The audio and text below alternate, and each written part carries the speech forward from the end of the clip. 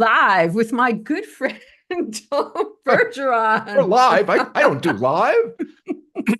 You are now. Yes. Yeah. If anybody does live, nobody does live like you, Oh, Tom. thank you. Tom, I did not know until I looked at your Instagram earlier today that you have had the flirt. Yeah, I had the FLiRT. It felt more like the grope, but yes, it's the latest variants. It's like I looked online. There's the FLiRT family. Apparently, there are several different variants under the FLiRT heading of Ex COVID. okay, so all right, is flirt the big heading? I thought there was a number letter thing that was the main title. Yeah, I think now the what I read was that it was sort of like FLiRT was the tent, and those little number things were the occupants of the tent. But my exhaustive medical background is pretty much in evidence right now. Okay. Oh, so Yeah, okay, so now that's all I know. okay, so when we had last spoken, which was Mhm. almost exactly 2 years ago, Oh you and wow. Lois had not gotten it. No. I Mhm. had not gotten it. Yeah. And flirt is not your first flirtation with the No, COVID, we from what I got it. understand. No, we when we headed back to Connecticut, I'm in California right now, but when we headed back to Connecticut last summer, last July, Hmm. we must have picked it up from somebody on the plane because we both came down with it at the same time. And Wow. this time we split it by about 3 weeks. She got it first. I was fine. I went to a couple of Oh, events three ago. weeks? Yeah, but see, I don't think I got it from her. I did a couple of public events a week ago Saturday. Hmm. I hiked on Sunday morning with a trainer friend. Felt perfectly fine. Came home, thought I'll take a little nap. And something happened during that nap. I woke up feeling horrible and tested that night, and I had the quickest dark line I've ever seen on one of those tests. So I don't know. It just came on like a freight train. But happily, I'm pretty much past it now. You get some lingering fatigue from it, Yeah. but I'm often tired of myself, so it's hard to differentiate. Okay, Uh, so wait, these are the COVID crazies you might recall. So the first time you guys got it last July, yeah, that was probably was that like the Omicron. Omicron? That was Omicron. Yeah, So that Omicron. was the one. So getting it for the first time, what was that like? Did you do Paxlovid did you do the did Paxlovid? that, had the rebound, Oh, which, so did I. yeah, but I'll tell you, it just felt like a bad because I've had the vaccinations, which don't prevent you from getting it, just prevent Right, it from being really severe. right. And it was like a bad cold. Not unlike this time. The first day was tough, but then by about day two, I was already extremely fussy. And Lois said, "Are you in the kitchen? Stop moving around the house." Did you do the Paxlovid again? I started to. My doctor said he doesn't prescribe it now all the time. And I started having a little blurred vision. Oh. And that can be one of the side effects. So he suggested I just stop it cold, which I did. So I did about half of the treatment for it and stopped. But I'm fine now. My Paxlovid rebound was worse than my COVID. Oh, no Much worse, kidding. Yeah, actually. Yeah. really. And it lingered for yeah, it stayed with me. But it was also because my mother got COVID in there. And so I was dealing with her, trying to take care of her, Right. a zillion phone Did you calls a have day. any of the like I never lost one of the gauges for me for severity, do I lose my love for iced coffee? And I never did. So and I never lost my sense of taste or smell because they're, co-joined. And I never had that. Did you have any of those symptoms? Yeah, so I only had the COVID once, and Yeah. yes, and it was terrifying Oh, because so I did all the stuff that they tell you to do. I was determined, like, this is not happening to me. yeah. So I was sniffing Vicks Vapor Rub like 50 times a day. And Yeah. I have to say it helped Yeah. because it would spark and I was doing this Medi nasal rinse, whatever Mm-hmm. it's called, Mm-hmm. and that would help. And then also I was eating things like peanut butter Yeah. to spark the taste buds. And so Okay. that only lasted a few days, Yeah. but a couple of days of things tasting and smell. And iced coffee is my drink of choice, but Yeah. coffee tasted weird for weeks. Oh, Yeah. happily that didn't occur to me. That would have been horrible. But so now you're only a few days, you're not that long into this version because I saw just 5 days ago you posted Right. I about it. tested positive a week ago Sunday, and then I started testing negative on Thursday. So I only had it for a few days. And Wait, Sunday, how many Thursday. days is it? For, oh, like, so 10 Yeah. days or just like No, no, 5 days? just like 4 or 5. Yeah. Without Sunday. only doing a couple days of Paxlovid. Yeah. Yeah. Yeah. Wow. So it was like a drive-by hit. It You was know, a it was just, drive-by. it wasn't, It just flirted with you, it Tom. flirted with me. It Yes. flirted with you. Grabbed my ass and moved on down the street.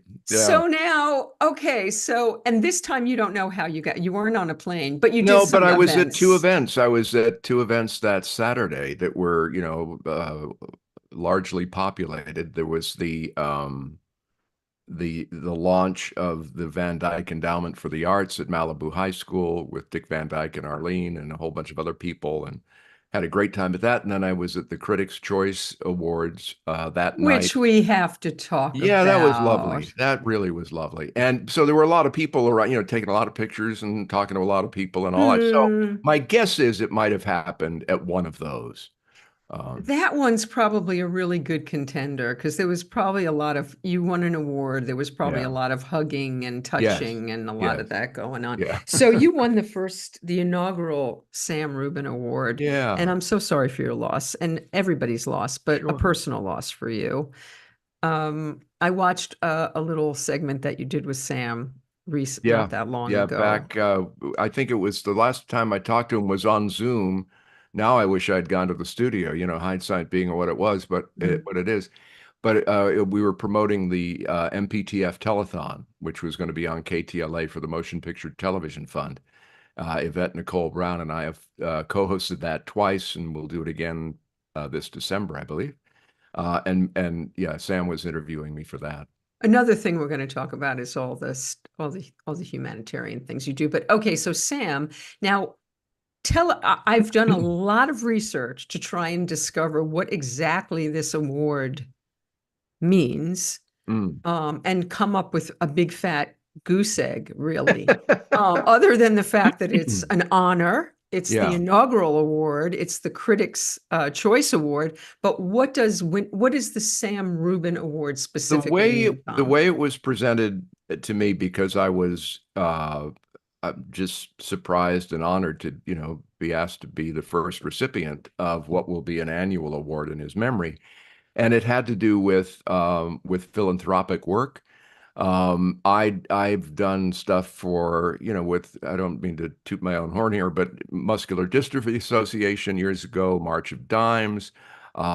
During COVID, I raised money for the SAG After COVID Fund by doing over 800 of those cameo videos, Yes, I know that you did. and You were talking about it on yeah, here and last just time. any proceeds I got went right to the SAG After COVID Fund, because that was, I mean, that was a time when if ever you kind of look around and go, okay, I've had a good run here, and there are a lot of people who are wondering where their next, rent money is going to come from or meal's going to come from. So I appreciated the fact that SAG was appreciative, but it didn't. I used to put my iPad under my arm and say to Lois, "Okay, I'm going to work." And I would just go out in the backyard and knock off, 10 of these things or however many had come in. And it was fun. I mean, it was fun for me because I was kind of connecting with people in a way, and also raising a good chunk of change over that time. But you've been that way with so many things, Tom. And yeah, it's a pretty wonderful thing, and I think it comes back to you. Okay, there's so many things to talk about that okay, so you're feeling back to yourself. You said that you Yeah, worked out with a yeah, you trained today, right? yeah. I Um, would say it's going to be probably a couple weeks before I start feeling, back how I felt pre-COVID. We dumbed down the reps a little bit today. Kept the weights good. about the same, but dumbed down the reps. Okay, so Was your appetite, is your appetite normal? Pretty much, yeah, yeah. Although there is something to be said for the COVID diet. I mean, during the time I felt lousy, I wasn't, it was like crackers and apple juice would be like a delicacy. So, you got that. You got that going for you. You got that go. So Yeah, the last time we talked, you were talking about your diet. I think something I think is very interesting about you, Tom. One of the many things that's fascinating about you, Tom Bergeron, is that you have a very structured routine, yeah, and yeah, yet you yeah. have more freedom with it. I believe that freedom comes from structure, I agree. and you're the proof of that, I think. Yeah, well, I You're the agree. I proof. mean, I don't know if we've spoken specifically about this, but I don't I think we have. The I kid my friends actually kid me more than I kid about it myself that you can pretty much tell where I am by what time of day. I'm either here at the gym, at Starbucks, or here or when I was hosting things at the respective studio wherever the show was. But I love a routine. I love structure. I'm a meditator. I meditate every morning. Okay, so break it down. What does the day look like for you? Usually get up around anywhere from 5:30 to 6. I'm doing some writing now, so that factors in, although I haven't done it over the past couple of weeks since I got here from Connecticut and, and got COVID. But I try to get in, not a lot, maybe 500 words a day when I'm writing, which is kind of easy. And I meditate in the morning, have some coffee, read the paper, because I still love that tactile feeling of having a newspaper, because God knows how long we'll have them. And usually I'm at the gym by about 10:30 for a training session, 3 days a week, and then a couple days a week with friends. I go for a hike, which I tend not to do on the East Coast because of all the ticks. Here you just have rattlesnakes and cougars and things.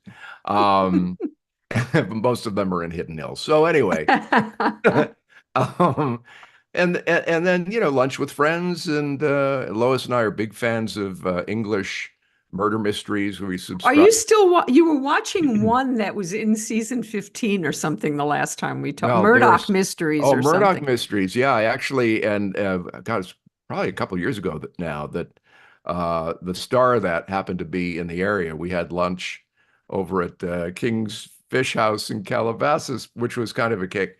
But yeah, so that's a good show. There's people who are familiar with British murder mysteries, and they're not like Law and Order Special Victims Unit. They're not really, Right. really gut churning murders. They're kind of cozy murders, like somebody gets nailed by a big piece of cheese, things like that. And there's one called Midsummer Murders, right? And it's like not each episode's 90 minutes. So Yeah. it's a great COVID show to watch. And in that 90 minutes, sometimes they have as many as six murders in this same, and it's all sort of in the Cotswolds of England. And in one Wait, episode, what is this show called? I'm writing this down. Midsummer Murders, Midsummer Midsummer, Murders. Midsomer. And they kind of they went meta in one episode. Somebody goes, a lot of people die here. And the detective says, yeah, we hear that a lot. Yeah, it's it's ludicrous how many people die in that area, yeah, or killed. So I'm sure I asked you this before. Did you ever watch Happy Valley? No, Tom, no. Tom, British, fantastic, Lancashire. Her name is Sarah Lancashire. Uh-huh. Oh God, it is a fantastic series. I've watched it 3 times. All It's right. What's the premise? she's a detective. Uh-huh. There's a murder. Yeah. I'm writing this. She's a policewoman, actually. Okay. It's spectacular. It's Cool. brilliantly done. It's brilliantly done. All right. And anyway, we've been binging. I'm going to take a cough drop. If you see me doing things, it's like I'm trying to make sure that we're on all live on all these different, and I'm trying to make sure that a certain platform has us running live, and I'm Oh, doing all these things in the background, but I'm also going to take one of these. Um, in any case, did you watch The Bear? Have you watched the first two seasons I of? started watching The Bear, and there's so many things to kind of get your attention. Yeah, To be honest, I know it's been lauded, and I need to go back and give it another shot. But a couple episodes in, it was like, it just wasn't doing it for me. So I kind of drifted off to other things. M- give it another shot. I will. You've told me that about something. Yeah, The Bear is quite brilliant, and the yeah. third season's dropping tonight. Um, When I watch Elizabeth Moss, because I couldn't watch Handmaid's Tale because it felt like it was getting too like close to where we are. I Uh, know, so but it's I left fabulous. that one, and she's in one on Apple TV called Veils, Veils, and she plays an MI6 agent, and and it's brilliant. And she's trying to get information from one of the only female leaders of, I think, the Taliban or ISIS or something like that. And they develop I wouldn't say a friendship, but a sort of a tentative connection. And the veils refer to how many times you think you know who they are, and Oh, different parts of their identities present themselves in each episode. And Elizabeth Moss is great, whom I first I saw love on her. Mad Men. Yeah, I told you about another series that I believe she's in because it reminded me of something you were working on last time that I think you still are with William Shatner. yeah, Let's name drop about your house, yeah, your childhood home. Are you yeah, guys yeah. still working on this? Well, I it's Village Roadshow optioned the rights to the screenplay that when Bill and I broke the story, when I told him, Bill, when well, no, I'm sorry, we're friends. When Denny Crane and I broke the story at his house, and then I brought in a friend who's a showrunner, who in turn brought in two wonderfully talented women, Katie Keene and Marla Sokoloff, both of whom are actors, writers, and Marla's a director as well. So they took the story Mhm. and crafted an incredible screenplay from it. And Village Roadshow optioned that, and it's just taken for effing ever. And I know that particularly after the strikes, things aren't moving the way they did Right. before. So it's not unique to our situation, but it's for someone like me who's used to live TV, you have a beginning, a middle, and end, and you know when you're going to be at the bar. So this is this has been taking forever. And it's a little frustrating, but we still hold out a kernel of hope. Okay, now, how did you and Bill Mm. become friends? He had been on the show I did on FX years ago, Breakfast Time, but that was, I don't think, I mean, it was a memorable experience just because of the format of the show. But I think we really became friends during my Dancing with the Stars years, because he and Liz loved that show. And I happened to be at some public event, and he was there, and he called me over and started being very effusive with praise, and I instantly began to sweat. It's just like when something feels like it should be the other way around, Yes. or somebody that I admire, and I grew up watching him, or like when Dick Van Dyke, the first time I met Dick Van Dyke at an event, and he came up to me and said, "Can't hold a job, can you?" And that was the first contact, which was just lovely. And there was a period of time when I was hosting the Fourth of July show for PBS in Washington on the West Lawn of the Capitol. And Lois and I would, after that, would go down to Kentucky and get together with Bill and Liz, because they have horses there and a place there, and would just, go tooling around. Liz and Lois would take our rental car, and I'd ride shotgun in Bill's truck. And there was one point, because he's a bit of a hellion behind the wheel, and I at one point thought, this is going to be how it ends. I'm going to get broadsided, T-boned while driving with Captain Kirk. But great fun, wonderful guy, and a real, those kind of friendships are real unexpected treats for my career.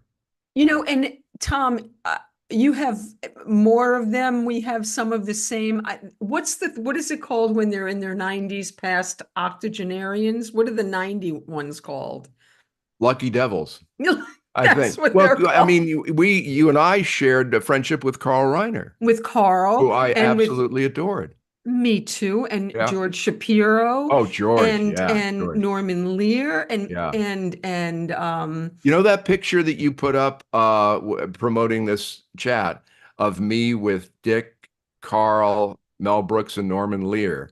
That was because George called me out of the blue and told me they were going to screen the HBO documentary about people in their 90s called, and be they famous or not, who were still active and vital, and it was called if you're not in the obit, have breakfast. And that was a joke of Carl's. Carl Reiner, right. he would open the newspaper in the morning, and if he wasn't in the obituary, he'd have breakfast. So they did a screening of the documentary, which was wonderful and is probably still available on Max anyway. And then I got to moderate a discussion with Dick and Carl and Mel and Norman Lear. And, you I know, got invited to that and couldn't go for some oh, reason. Oh my it God. just one of those pinch yourself moments, you know.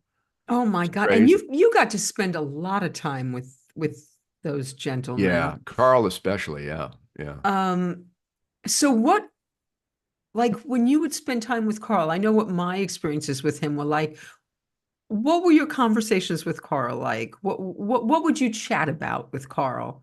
God, anything and everything. It was when I'd go over for lunch. We would go out for lunch Mhm.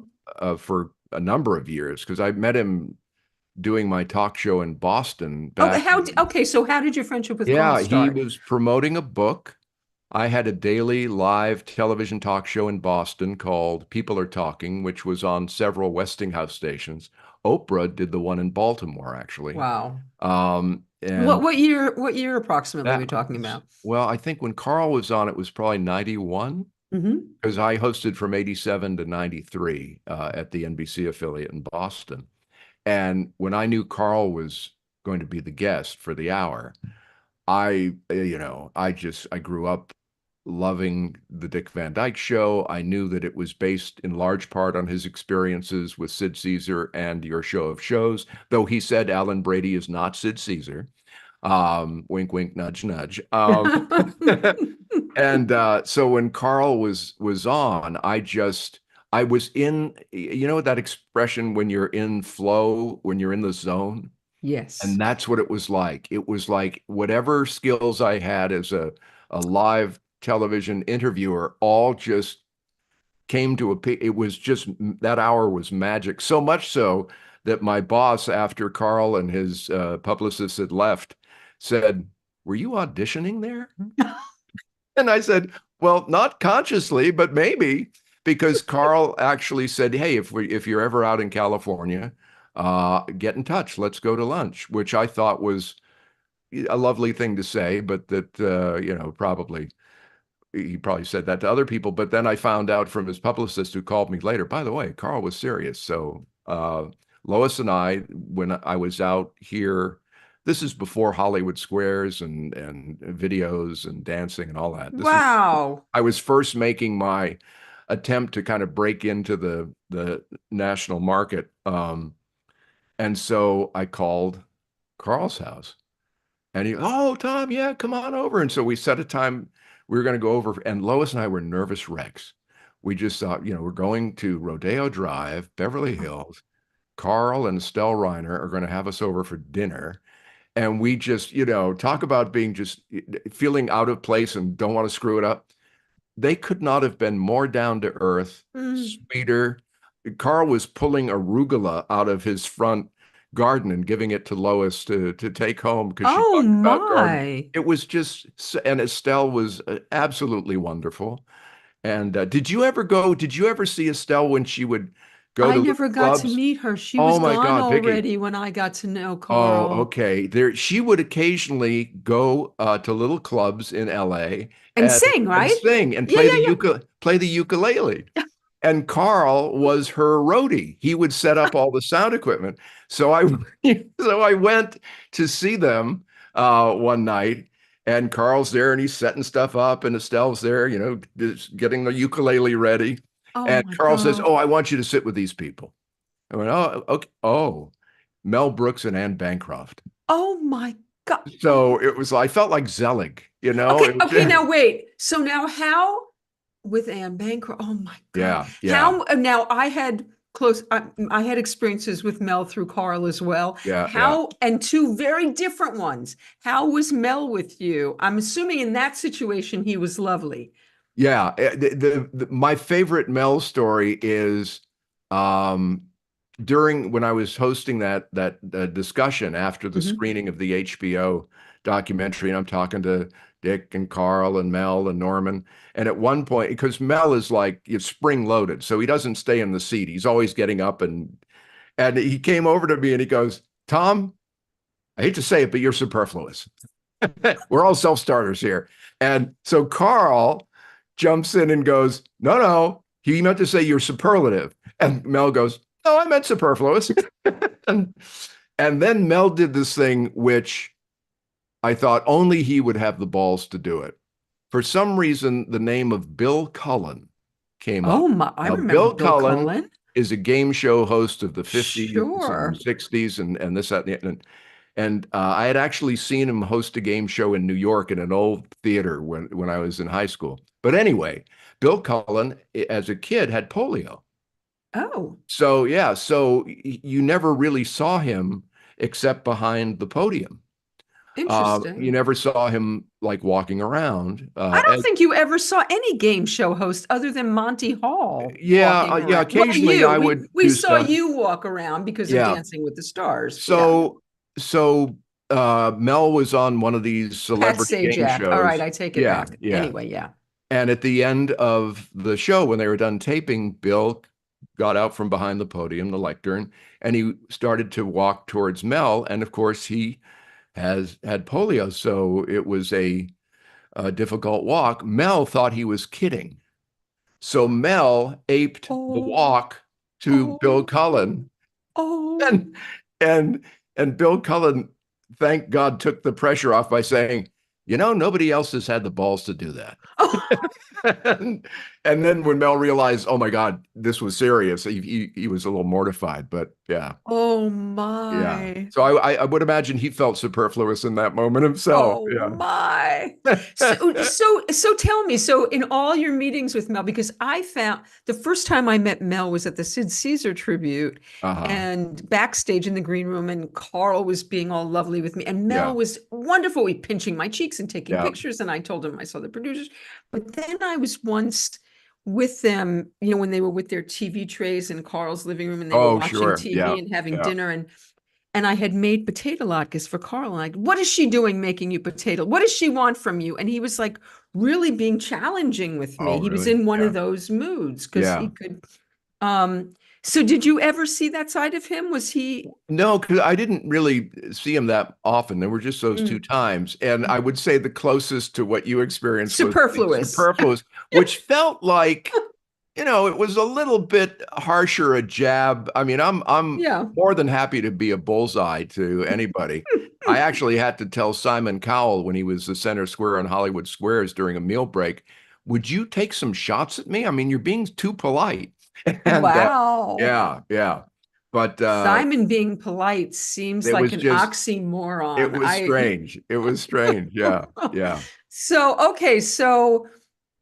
now how did you meet Dick Van Dyke, who I know is a hero? Oh my God. Yeah. It was interesting at the dedication of the theater at Malibu High and the announcement of the Van Dyke Endowment for the Arts. I got on stage. Jason Alexander did an incredible job Mhm. hosting, and so I got out at one point and said, it's just amazing how many things Dick and I have in common. And I listed them. We both started our careers in radio at age 17. All right. We're That's both good. we're both part-time mimes, right? Very We good, but we Tom. both won daytime Emmys. He won his like about 2 weeks ago.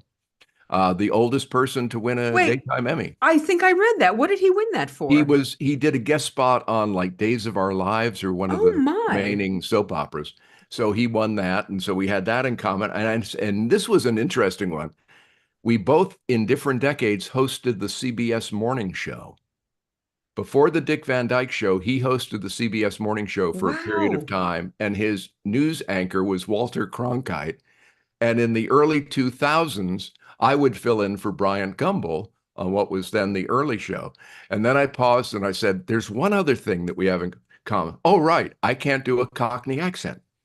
Ah, And it got, as I would hope, the mixture of laughs and groans, right? oh my God. So I did the classic, is he laughing? Is he laughing? Tell me if he's laughing. And of course, he's the first one to kid himself about, the Mary Poppins accent, which has its own unique charm when Dick does it. So, okay, so how did a friendship develop? Well, I think through Carl, really. Mm, Running into him that one time, I was with a lot of name dropping. I apologize for all that, don't but such is apologize. You life. get to do it. So I was at this event, and Bonnie Hunt and I were talking, and Dick came over and said that thing, "Oh, you can't hold a job, can you?" And it kind of happened like that. It was just sort of by osmosis and just by both of us adoring Carl and being in that orbit. You know, it gets a little terrifying at this point. The last time that I saw Norman was at George Shapiro's memorial. Yeah, yeah, And I saw that was the last time I saw Mel as well. yeah. And both of them had slowed down tremendously from the time before that I had seen each of them. And of Hmm. course, Norman has now passed, and Yeah, thank God Mel is still with us. yeah. But seeing Dick Van Dyke recently at that event,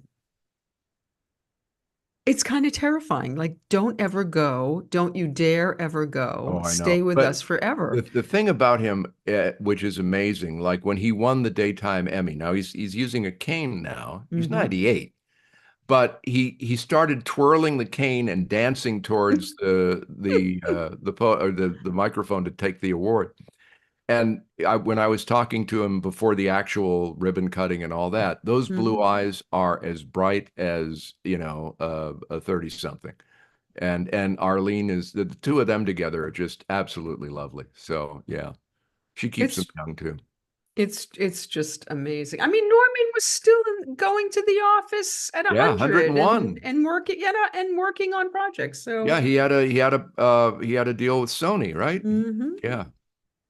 Yeah, I interviewed him at the Sony offices when he was past 98. I mean, yeah, it just Yeah. they're amazing. Yeah. So, okay, so one of my questions for you, Tom, that I really you started out in radio. Yeah.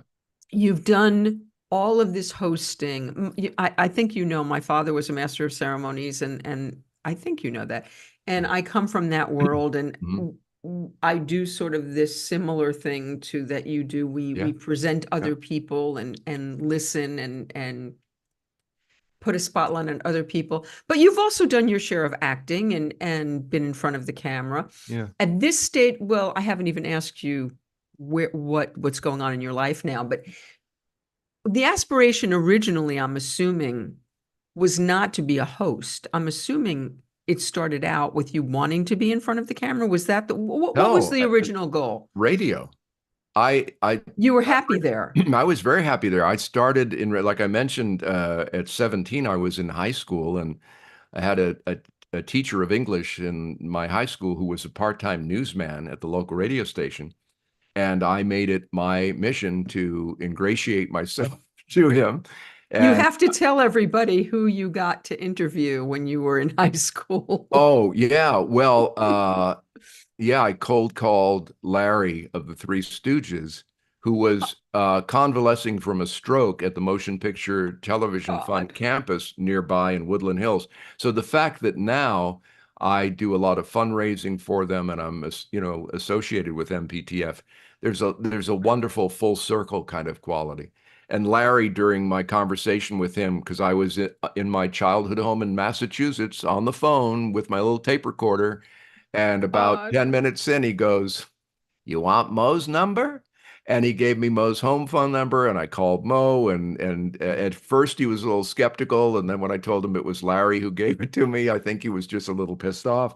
But I talked to them. I talked to each of them about a half a dozen times over the next 18 That's months. Yeah, I crazy.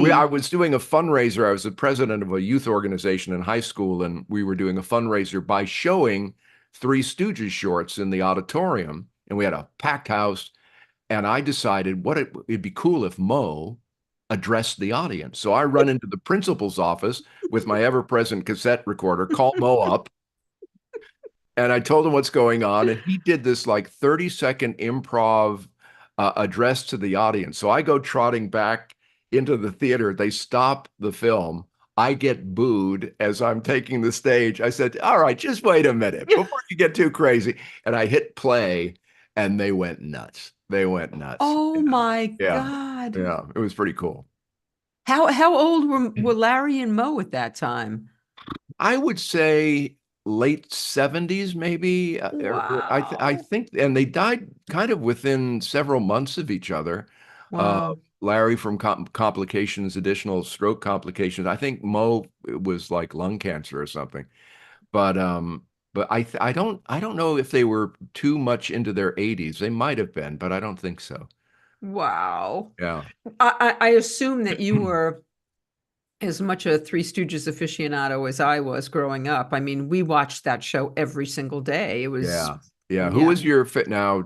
This could be where our friendship ends. I'm Who- sorry, but who- I was a curly. Oh, thank you. Oh, good. If you had said Shemp, God bless him. Oh, come on. He was the first third stooge, in vaudeville.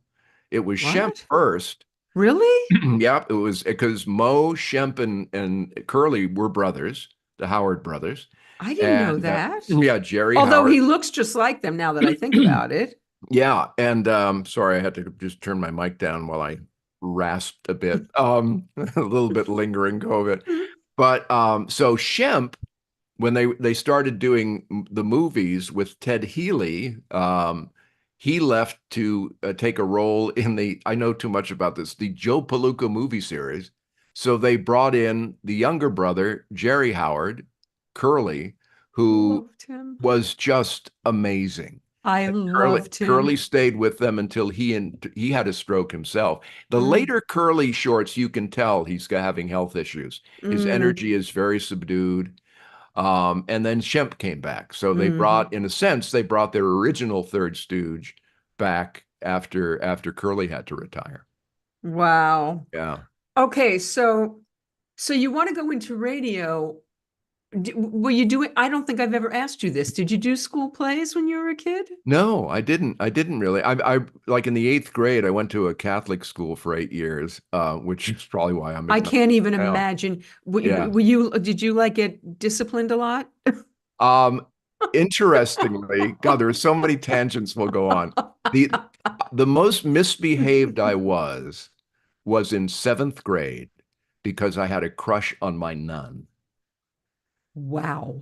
and Sister Claire Now St. Cyr. I see a movie. I see a Well, coming of here's the age thing. movie In the here. early, like first through fifth grade, the nuns were those sort of battle axes that you always see like in movies with the big habits, no peripheral vision. But this nun, Sister Claire St. Cyr, was probably 21, 22 years old. The habits Mm. were a little different. So no knee, but great calves. And I didn't know how to handle the fact that I was kind of, I was jonesing for my nun. Well, she's the only girl you're seeing, right? You're not Well, seeing no, any. there wasn't all boys. It Oh, was oh, oh. right. But the funny thing is, so decades later, My nun. I love that. my dad, I'm jonesing That for could be my the name nun. of the There film. you Yeah. go. Decades later, some interview I'm doing with Entertainment Tonight or something. I don't know why it comes up, but I mentioned having a crush on my seventh grade nun, Sister Claire St. Cyr. Fast forward about a month or two after that interview No. airs, my folks get a letter addressed to me at my childhood home. It's from her. Oh my And God. she Is she happened to still a see, nun? no, she was married. Oh my. She was so flattered. She saw the interview. She was able to access my childhood address through the records of the school, and reached out, and yeah, it was wild to have have her kind of say, "Oh, I saw you had the hots for me." She didn't say that, but that was the gist, and I'm very flattered. Wow. Yeah, yeah. That is so amazing. But you think, as a kid growing up in the Catholic Church, you think this has got to be at least a venial sin. I mean, it's got to be somewhere on the spec. I'm on the spectrum of sinning by having the hots for my nun. My nun. I'm loving Yeah, it. Okay, yeah. so how did radio become the dream? Well, I always loved listening to like some of the Boston radio people. Like there was this guy who I became friends with later, Larry Glick, who had just the funniest radio show, overnight So radio what do you show. what do you are you listening to talk radio? Are you listening to pop Talking, radio? not so much music, not so much Uh-huh. music. Like Gene Shepard, I could hear from WOR in New York. And for those Mm-hmm. who know, might not know who Gene Shepard Oh was, yes. A Christmas Story, that movie Mm-hmm. Mm-hmm. is one of Gene Shepard's stories put to film, and he plays Santa Claus in it and narrates it. He's the one, that wonderful, because Gene Shepard's voice, he could make anything sound potentially fascinating, even if it was ultimately dull, and it would one of those voices that would just pull you into the radio. And I'd listen to his radio show, and I just thought there was something magical about that kind of intimacy Mm. that radio had, which I later, Were you doing voices? Were you already kind of messing with your a voice? little bit, but I think, I was saying to somebody today, actually, we were talking about those early years in radio, and I said the hardest thing for me to learn was to just be myself, because you Ah. go into a job and you think, oh, I have to sound like this, or all this artifice um, that sometimes gets in the way of you just kind of being natural and being communicative, and establishing that rapport. I had, for the first about year that I did the morning show in my local radio station, I had an album cover right under the microphone of this. I don't even know who the band was or anything, but they had a lovely brunette woman on the cover of the album, and I would talk to her. So I would Oh. imagine that for the first couple years of my career, I just sounded horny. That's what I'm. Did you have an accent?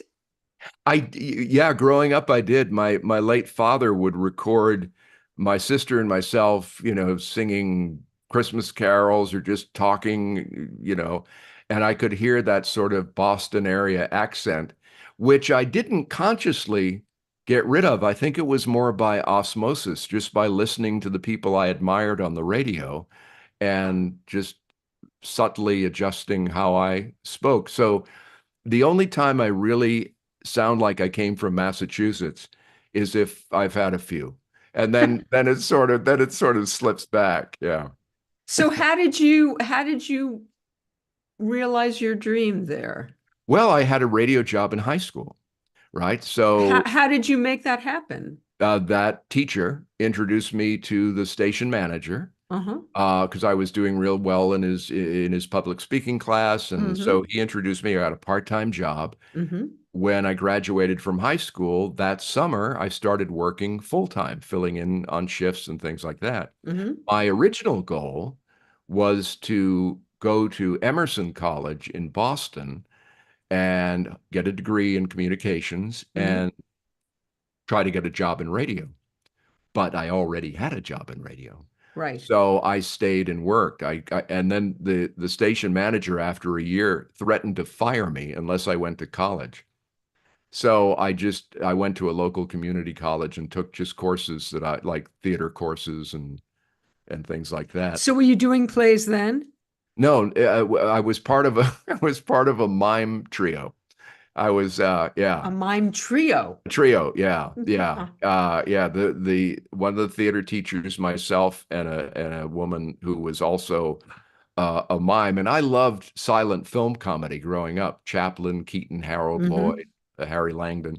So to me, mime was the closest modern day equivalent of silent comedy. So I performed with them for a while and then ultimately left radio and studied with a wonderful teacher in Maine, in South Paris, Maine, by the name of Tony Montanaro. So technically, I could get by on a lie detector saying I studied mime in Paris. Yeah. South Paris, nonetheless. Yeah. Well, Yeah. okay. Well, you just drop that part. Yeah. So Tony's asking, what was the format of your radio show? It was kind of a standard DJ morning show, a lot of news. I don't think we did traffic, but because it was a so low budget, 1,000 water. But I had a newsman that worked with me, and I'd play records, but I'd also play comedy records and sometimes have guests in. And at first, the station manager came up to me, and he would always be chewing the end of his glasses. He'd always have sort of a uh, Tommy, just play the records and read the commercials. We're not a personality station. And so I would do what I often did all throughout my career. I would nod, I would smile, and I would just keep doing what I wanted to do. And so I kept doing the same thing, and he came back to me some weeks later and said, Tommy, uh, keep doing the funny things. The advertisers like it. So okay, I'll keep doing the funny things then. Yeah.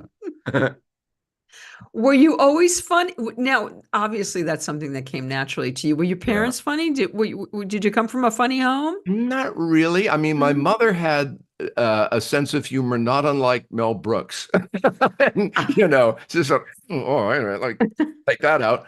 Um, My dad was always wonderfully supportive. We had a very close relationship. He was the best man at my wedding, actually. Oh. But not, not a laugh riot. Very serious. I got the eyebrow from him, which would intimidate my cousins. My mom had sort of a sharp, sarcastic humor. Yeah, yeah. So, okay, so you're doing radio. That's the dream. Yep. How do you segue to television? I was doing a radio show in Portsmouth, New Hampshire, which is still one of my favorite places to be. An FM station. I was on from 7 to midnight. It was Mm. they gave me a lot of rope on that station because the previous person just played records. The ratings weren't that great, so they let me do whatever I wanted to do, and I would place calls all over the world. If I thought a story was funny, I'd have musicians come in live. We did a couple of fundraising live broadcasts from the local theater to raise money for them that were sort of Saturday Night Live inspired. And that show came to the attention of people working in Boston television who Hmm. were living in our broadcast area, like in the North Shore of Massachusetts. So I started getting phone calls from Boston TV stations to come down and audition for different shows, and ultimately started in television in Boston, hosting a weekly kids show called Super Kids. And apparently, the way I aced the audition, I was told after you'd go into a room and there'd be a stool, and they said, "All right, just sit on the stool. There'll be a bunch of kids sitting around, and there's a bag with stuff in it. Reach in the bag and improvise with whatever you find in the bag." So I sat on the stool, and then I looked down at the kids, and I thought, "Well, why am I sitting on a stool?" So I put the stool aside and sat down with the kids. And apparently, I was the only person who did that. Wow. So that helped. And also, I had fun with whatever the hell they put in the bag. So, and I'm an arrested adolescent anyway. So that was my first gig. I would do the radio show in New Hampshire at night. On the weekends, I'd drive to Boston and we would shoot for people who know the old PM magazine or evening Oh, magazine format. sure. Well, I would shoot the lead-ins to all these sort of kid-focused stories. And then the station just kept offering me different things to fill in on, and that ultimately led to being the host of that midday talk show. And But it was so, all television was a complete accident. It was a complete out of left field, hadn't planned on it occurrence. Do you believe in accidents? I believe that if what I always tell aspiring, and radio is so different now because with podcasts and things like this, that didn't exist when I started. What I always say is always show up. Don't go into anything thinking, oh, this doesn't, this doesn't. Because if I had just kind of phoned in my radio show in New Hampshire, nobody in Boston television would have gotten in touch with me. Absolutely. So just show up. Try to, if nothing else, entertain yourself. And maybe that will appeal to other people as well. But don't just, and I've been guilty of phoning it in on occasion too. Sometimes you just get tired. But as a I've never general, sing you phone it in. it was interesting when I did Hollywood Squares because we would shoot 5 shows in a day. Right. And we do 2 weeks of shows in a weekend. Then I'd fly back to Connecticut for half a month, and people thought I was, mostly unemployed until the show aired. But there would be times I didn't feel like, doing it for whatever reason, and I wouldn't try. And by that I mean I knew I could handle the technical stuff, getting us to the commercials, reading questions, all the bells and whistles. And instead of trying to force it, I would go in and say, all right, today I'm going to be a fan. I'm going to be a fan of these 9 people in this big tic-tac-toe board and just appreciate the fact that I get to be entertained by Whoopi and Gilbert Gottfried and Martin Mull and the cast of Everybody Loves Raymond and all these people. And inevitably, by just relaxing and allowing Hmm. myself to be a fan, it would like prime the pump. Of And by the course. second show, it was like, oh, well, I can't remember why I didn't feel good because it's sailing along now. So even if you don't feel it, don't force it, but still show up as much as you can. You know what I mean? Can you I so relate to that. Yeah, I so get that. I sometimes oh, it's Wednesday. I have to do a Yeah, show and I've got to do yeah, an interview yeah, and I got to prep yeah. and I've got to do my homework and I got to do this. And then the second it starts, it's like, I love doing that. And then Um, time flies. and it does. Yeah.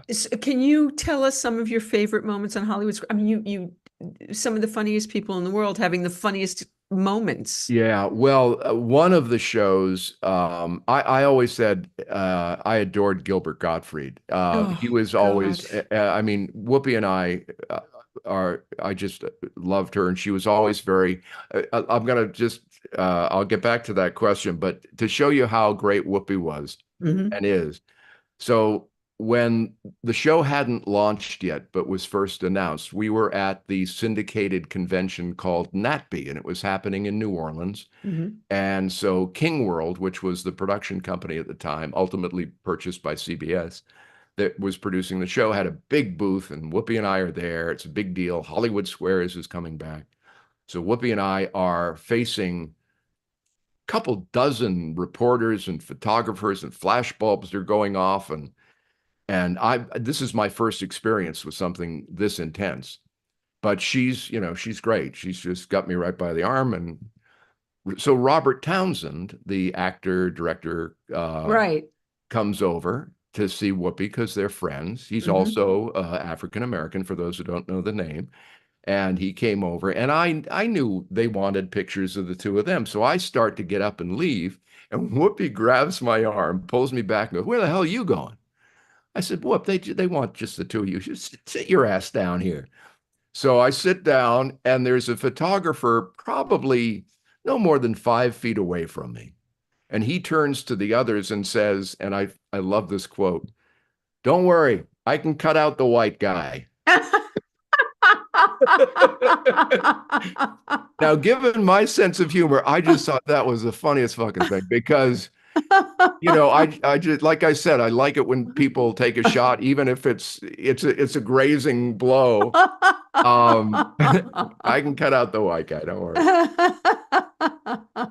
Yeah. Okay, so that's hysterical. Go All right, back to so the Gilbert. favorite shows, one I think one is on my website actually. I don't know if the whole episode's on it, but it's called The Mm. You Fool. episode. And what happened was the two contestants picked everybody in the tic-tac-toe board, and the only one left was Gilbert, the funniest person consistently for the run of that show. And they kept, you have to agree or disagree with the answer of the celebrity, and they kept Right. guessing wrong. And first, Penn and Teller started it, but then Gilbert picked it up. Every time they'd guess wrong, Gilbert would yell, "You fool!"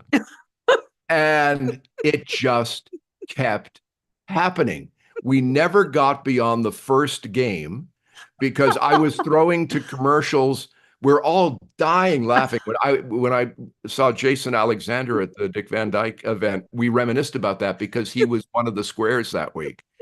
And and I was throwing to commercials by saying, the Gilbert Gottfried show will be right back, you know, and it just was amazing. And it was almost like it Oh was my. preordained to be this sort of classic episode with just Gilbert, the best. If you had to pick somebody to be the last one to Oh just my. completely, eviscerate the contestants in a way that they loved. Did they? Oh yeah. Oh, you can see we're all laughing. The contestants are laughing because the absurdity of it just kept growing and growing and growing. I don't think we ever got beyond the first game. I think after somebody guessed right, we broke for a commercial, came back, and I just basically said, "Good night, everybody. We'll see you tomorrow." Yeah, Wow, that's yeah. wonderful. Okay, so Hollywood Squares and uh America's Funniest Home Videos. How did you go from That there to there? Well, yeah, because I was doing both of those at the same time, and also when Squares went away, then the very next year the dancing show started. So I was doing those two shows So now when the dancing show started, in there '05. was the ice skating show that kind of Oh, they tried a version. Yeah, they tried a spin-off called Skating with the Stars, and it charitably, let's say, it didn't do well. I It- optioned a music reality show that at that exact moment, and because yeah. that show flopped, Mm, my show went away. But yeah. anyway, so um So the okay, video so show, I was hosting the New England Emmy Awards because there were a lot of regional Emmy Awards around the right. country. And of course, the Boston market I had spent years in. So I would go back periodically, and it wasn't being televised. It was just sort of a big dinner with, people from all the stations. Right. And I was having fun, just kind of ad-libbing my way through. And getting a Career Achievement Award that night was Vin DeBona, who is the creator and with his ex-wife and a producer of America's Funniest Videos, Uh-huh. which had been on the air. Bob did it. Bob Saget did it for 7 years. Daisy Fuentes and John Fugelsang did it for a couple years. Then it became a series of specials. So it was still on, but it wasn't every week. And Vin, Vin's mother, his late mother, leaned over to him at one point, and because she knew he was negotiating with the network to bring it back as a weekly show, and she said, "You should hire him." So we made the basic deal that night at the Wow. table. Wow. And it turned out to be, I mean, I did it for 15 years. Insane. And I became really good friends with Bob Saget, who did this sweet button. My last show, the two of us drive off together in a golf cart. And then I had the great pleasure of handing the pinata stick, as I say, to Alfonso, who's continuing to do a great job with it and will probably break my record. I told him when he gets to his season 16, I will show up on camera with a box full of broken records and just genuflect at his feet. He was the one that presented me with the Sam Rubin Award a week ago Saturday. Oh. So that was really nice. Okay, so let's talk about these things that have happened. So losing Bob Saget. Yeah. Yeah. That Uh, was, to me, that was like when I got the word that John Ritter had died. hmm. It was very, one of those, what? Um, and just that shock, somebody that Like John had done Hollywood Squares. Henry Winkler, who was our executive producer, one of them at that time, was guesting on John's sitcom, Eight Simple Rules. And Mm, John just wasn't feeling good one day, and it turned out to be that aortic tear that he mhm, died from. And then when I heard that Bob had died, and I had just done his podcast, and I had gone to see him working out material for the tour, and we had become really good friends. And to hear that kind of freak mm. accident, so yeah, those were. But it really kind of underscores that it's a random universe, and every day you can take in air, appreciate it. Before we get to Dancing with the Stars, let's talk about. I started to ask you at the beginning of the show, what's your daily routine, Oh, Tom? I told you. No, we only got to the beginning. We only No, got to I the went through the whole day, no, up to the lunch and the no. yeah, yeah. Go back, watch your We show. no. We Watch, did you do the whole watch thing? it. Oh I feel yeah, like we didn't do the yeah, whole thing. All right. yeah. Well, we did it enough that I don't feel like answering it again. All right. No, you don't have to answer it again. Maybe I was doing technical stuff and I didn't Probably, yeah. and Or I maybe my day is just that dull. no, That it's yeah, not. yeah, No, it's not. So, okay, so you have this whole routine that you do every day. yeah. And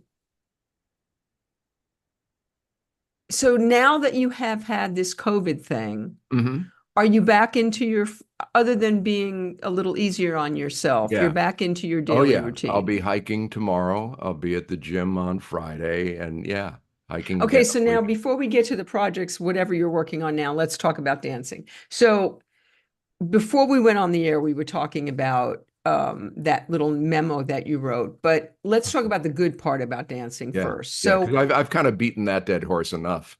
wow. So, Yeah. okay, so you get how do you get the show? Interestingly, out of left field, I was working with ABC doing the video show.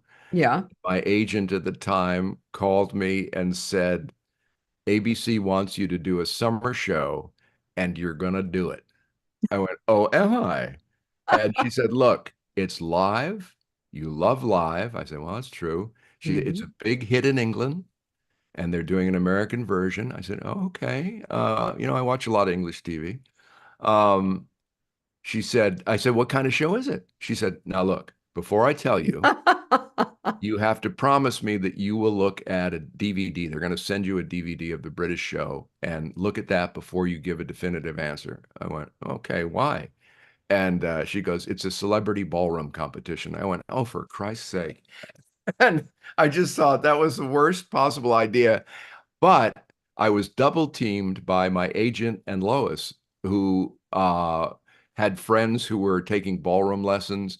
And there was that movie with Richard Gere and I Strictly think ball. Well, there was Strictly well, there was Ballroom, Strictly right? Ballroom, which Uh-huh. was the mothership. Well, Right. Strictly Ballroom was the movie, and, Right. and they had this long running show on the BBC called Come Dancing. And when the movie hit, they scotch taped Strictly on the front of it, so it was Strictly Come Dancing. And Len Goodman was there and Bruno Tonioli, and I thought, and the host I Bruce was going to say, Forsyth. was there a funny host on Yeah, the well, British?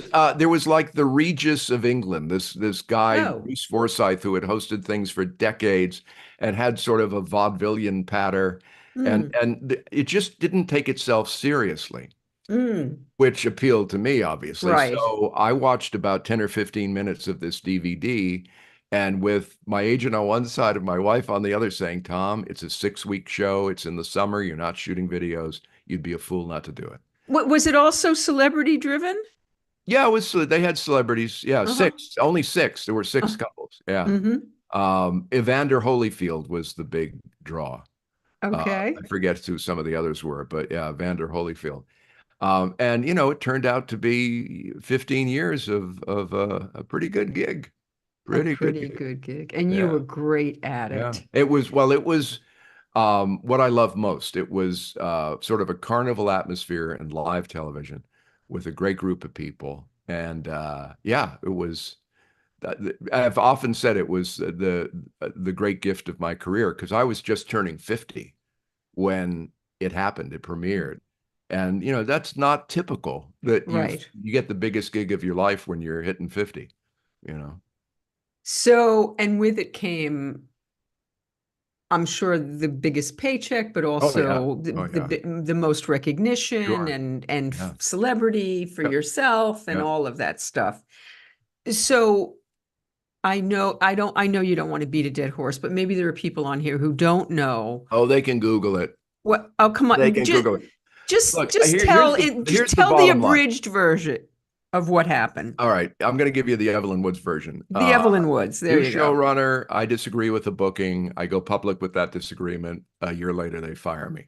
Um, but And that's and tell them why you do. and There's a I yeah, really because don't. it was a political booking, right? Yeah, You yeah, didn't yeah. It believe was they should. it was a political book, Yeah. but honestly, folks, I've talked this to death. Just Google it, and you'll be bored.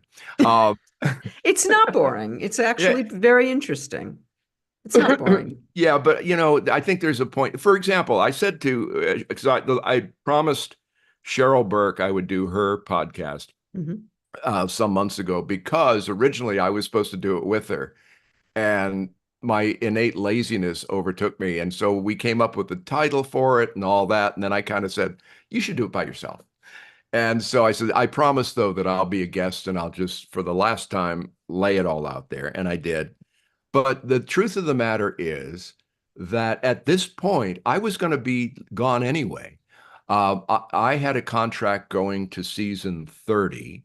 Wait, you had a Eh, 3-year contract. I thought that That's got right. I had signed an additional 3-year contract, which would have hmm taken me to season 30 of the show. okay. And much like I did with America's Funniest Videos, where I Hmm decided to leave at the 25th season, I liked the fact that I had hosted it for 15. We were at the 25th. It just felt like a good time to say, okay, somebody else should do this now. So I was going to do the same thing 2 seasons later anyway on hmm the dancing show if it went to season 30 and I I was still love that you hosting call it it. the dancing show. Well, footwork with the famous. So I was going to leave anyway. hmm It just, it just kind of accelerated. And I'll tell you, I don't think I would have enjoyed doing the show during COVID because I got to do the last season before the pandemic. And Ah, everything had to change in the way they shot the show. I mean, everybody was right, in pods. You couldn't really get together. I would have hated that. right.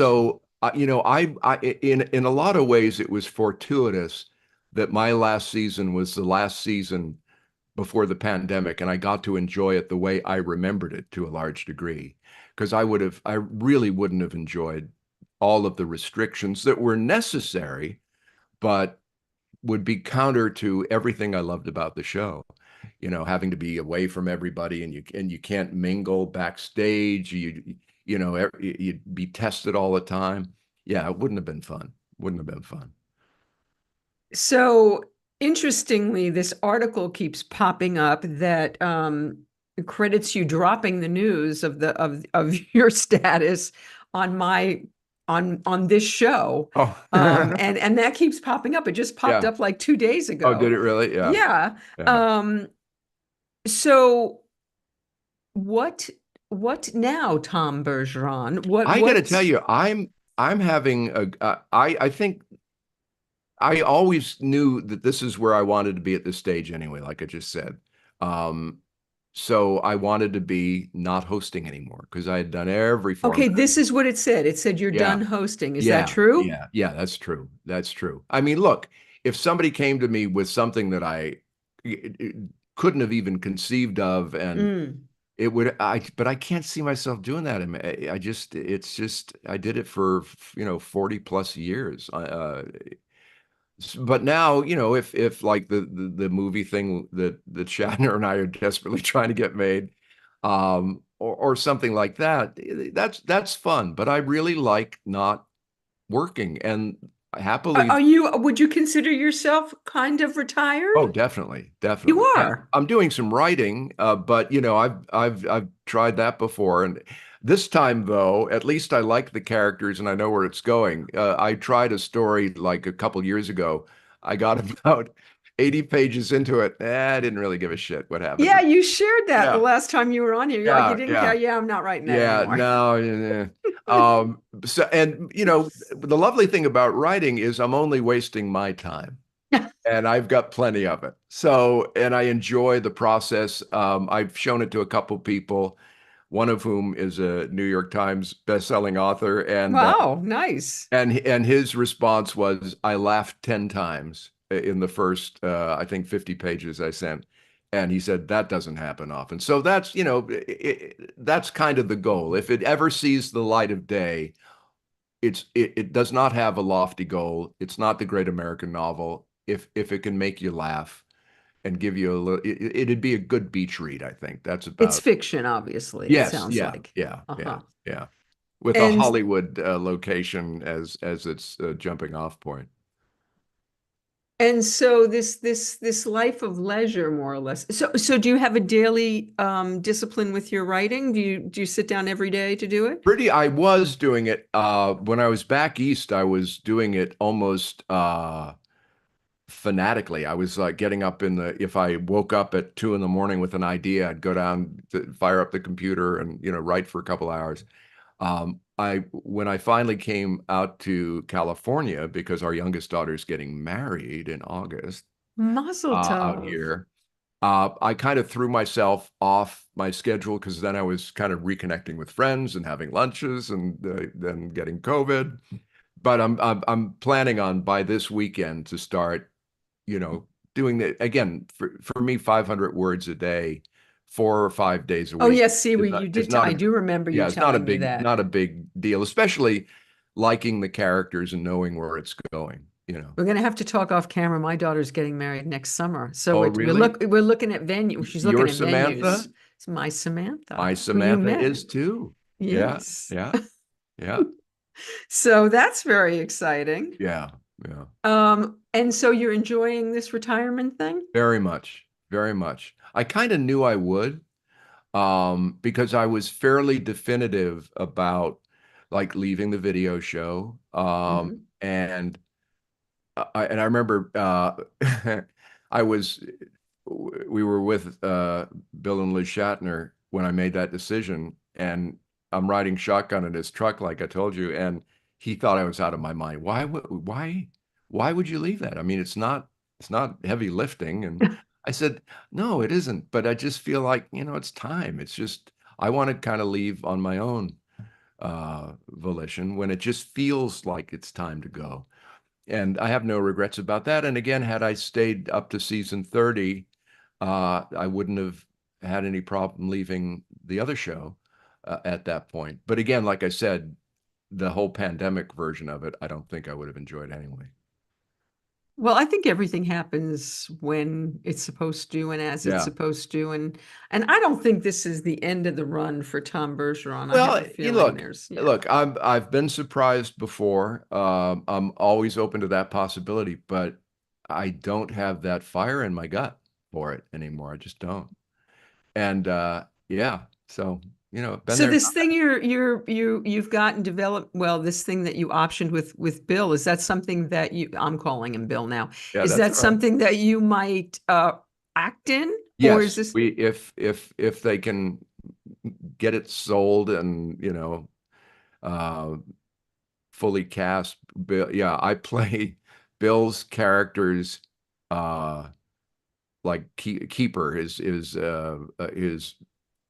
how would you put it, like male nurse or something like that. I love this. I Yeah, so and hope that you guys get to do yeah, and this because it I want it to see very it. much it very much replicates the sort of sarcastic back and forth that we have in life. So that's kind of nice.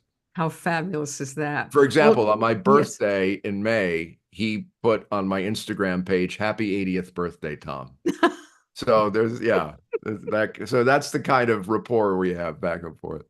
Yeah, Well, it sounds wonderful, and I hope that we get to see it. Uh, so yeah, I, me so too. I hope it Me gets too. made. Yeah, Well, Tom, it's always wonderful to sit down with you. Thank you so much for doing my this, and pleasure, it's Vicki. Always wonderful to great to see see you. you. Yeah. Be well, be healthy, and until next time, All right. See, we'll do enjoy. this every 2 years. There you go. It's a deal. Enjoy that wedding too. Yeah, I I want to hear will. You about it. too. You Thank too. you. Take Thank care. you, Mazel